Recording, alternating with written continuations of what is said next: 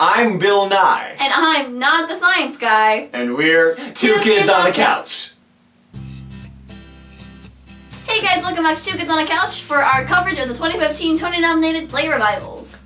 Been a lot of good revivals this year. A lot of fun ones spanning the entire season. Some old ones, some new ones. And I'm excited to get talking about them.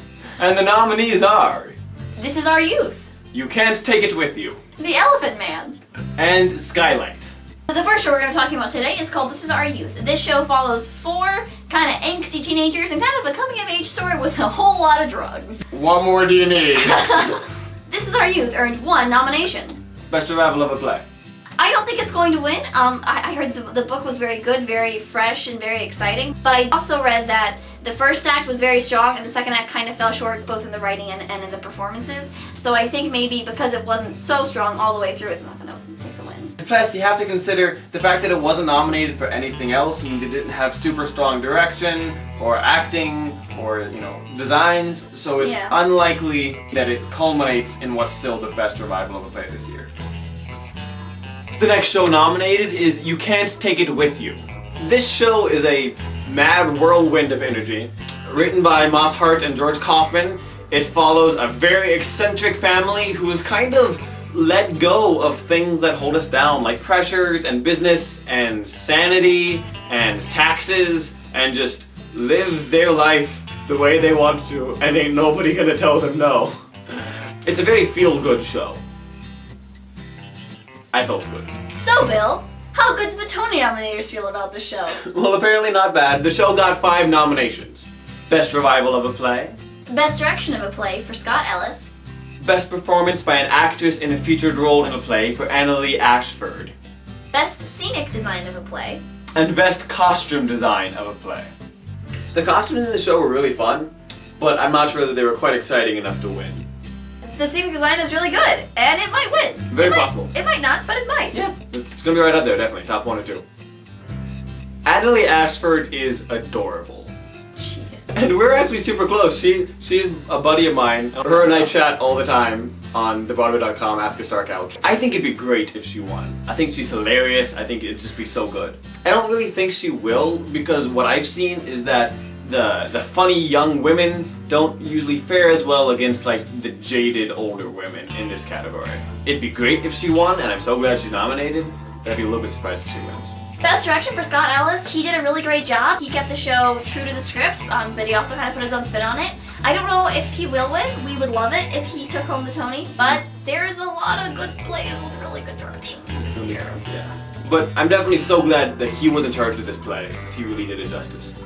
This is a really good play, and I think it's a beautiful production, but at the end of the day, it's kind of a feel-good light production, and those don't really win awards. The next play nominated is The Elephant Man. The Elephant Man is a lot like Phantom of the Opera, except for he doesn't live under a Paris opera house and creep on sopranos. It follows the story of John Merrick, who's a horribly disfigured man, and it's kind of how he learns to deal with himself and how the world around him learns to deal with him because they're repulsed and, shocked. The show opened and closed back in the fall, but it did really well and it got lots of great reviews. The show did so well, it earned 4 nominations. Best revival of a play. Best performance by an actor in a leading role in a play for Bradley Cooper. Best performance by an actress in a featured role in a play for Patricia Clarkson. And best performance by an actor in a featured role in a play for Alessandro Nivola. I heard really good things about Mr. Nivola's performance. I can't say that he's my favorite to win, but he's definitely a favorite to win, so he's right up there. Patricia Clarkson gave a very beautiful and a very moving performance in her role in The Elephant Man. She did very well, and she's definitely got a shot to win it, I think. As for Bradley Cooper, I've heard nothing but stellar things about him.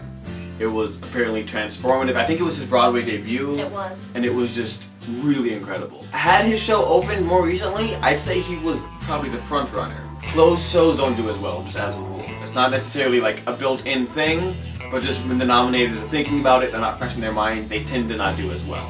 I think he deserves it, but I expect he's not going to win, mostly because this show closed so long ago. As for best revival of a play, The Elephant Man had a lot of really strong actors and it was a strong performance show, but in terms of the technical side or the book and the set, it didn't deliver in those areas. So while I think it was a great show and one that I would have loved to see, I don't think it's going to win for best revival of a play. The final nominee for best revival of a play is Skylight. Skylight is a British import about a relationship between an older man and a younger woman. And it's just them in her apartment cooking and talking about life and what brought them together and drove them apart. Skylight earned 7 nominations. Best revival of a play. Best performance by an actor in a leading role in a play for Bill Nye. Best performance by an actress in a leading role in a play for Carey Mulligan. Best performance by an actor in a featured role in a play for Matthew Beard. Best direction of a play for Stephen Daldry. Best scenic design of a play. And best lighting design of a play. Now, with a name like Skylight, you would expect the lights to be pretty impressive. And they weren't bad. Basically, if your name isn't The Curious Incident of the Dog in the Nighttime, why even nominate you for lighting? Let's be real. In terms of scenic design, I wouldn't say it's gonna win. it's an apartment. The direction seemed pretty good. I don't think it's gonna win again when you have Curious Incident, but good.